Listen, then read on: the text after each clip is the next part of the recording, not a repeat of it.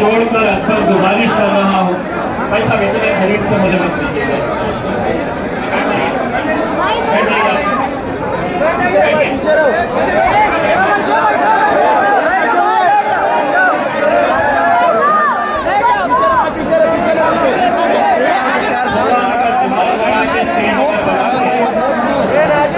लगाते तो ये लोगों को भी दिखता।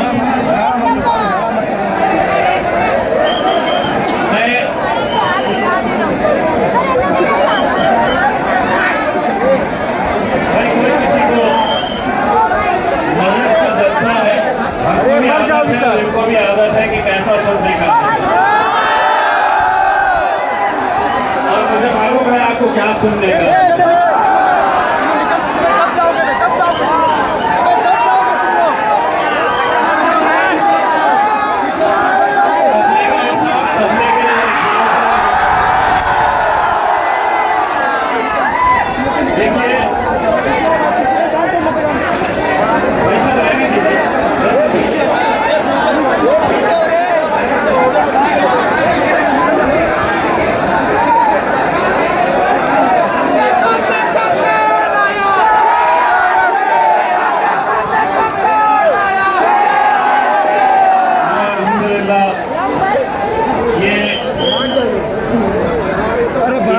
जोश भरी आवाज को देखने के बाद मैं फारूक शाफी साहब को एक बात कहना चाहता हूँ। तो में कॉर्पोरेटर्स नहीं, मैं एक एमएलए इसके अंदर से निकाल सकता हूँ। तो जरूरत क्या है? जरूरत ये है मजबूत ताकत बनकर अगर हम खड़े रहे तो हम क्या नहीं कर सकते। आज वारिस पठान साहब आपको एक बात कह रहे थे, जो पूरे हिंदुस्तान के अंदर हम पिछले कुछ दिनों से जो माहौल देख रहे थे हमारे नबी करीम सल्लल्लाहु अलैहि वसल्लम के ताल्लुक से, मैं नौजवानों आपको एक बात कहना चाहता हूँ। हमारे नबी ने मोहम्मद मुस्तफ़ा सल्लल्लाहु अलैहि वसल्लम ने हमें दुनिया में जीना कैसा है, हमारे अमाल कैसे रखने चाहिए, ये हमें सिखाया है। हम आज कर क्या रहे हैं? तो हम ये कर रहे हैं कि अगर हम हाथ में एक पोस्टर लेकर अगर ये जताने की कोशिश कर रहे थे कि मैं बहुत पक्का मुसलमान हूँ, मैं नमाज नहीं पढ़ूंगा,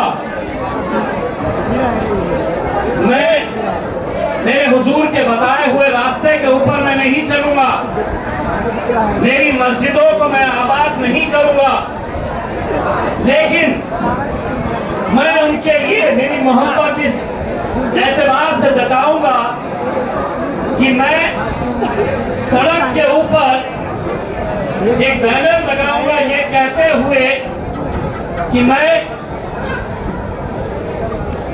या तो आप बाहर चले जाइए, यहाँ पे ना तो कोई हम हंसी मजाक की महफिल सजाए हुए हैं, या आप यहाँ पर आकर तो अच्छी बातें कर दे तो मैं भी आपको सुनना चाहूंगा। हम इतनी दूर से अगर चलकर आए हैं तो यहाँ पर कोई हंसी मजाक करने के लिए नहीं आए हैं। आज मुल्क के ऊपर, आज हमारे कौम के ऊपर जो वक्त आया है, कहीं ना कहीं ये बात सोचिए, गौर करिए कि इसके लिए जिम्मेदार कौन है। जिम्मेदार जितने आप लोग हैं उतना मैं भी हूं। हमको ये सोचना चाहिए कि आज ऐसा वक्त हम पर आ गया है कि हर रोज हमें गालियों से नवाजा जा रहा है, हर रोज हमारी तनकीद की जा रही है, हमारा मजाक उड़ाया जा रहा है, हमारे घरों के ऊपर बुलडोजर चलाया जा रहा है, हमारे गली मोहल्लों के अंदर नशे के कारोबार को फैलाया जा रहा है। ये सब हो रहा है, लेकिन हम आज भी कि वो संजीदगी हमारे अंदर नहीं पैदा कर रहे हैं। ए सुन,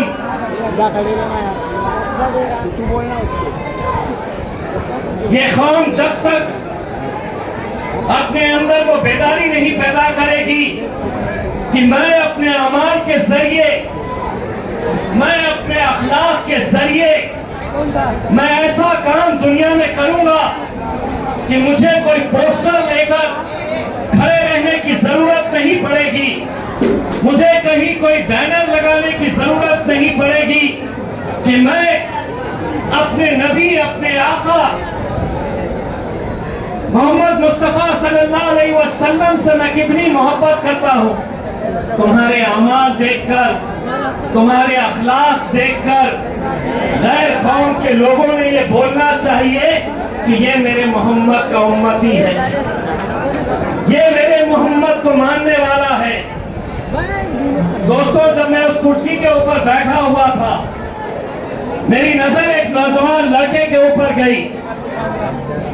वो लड़का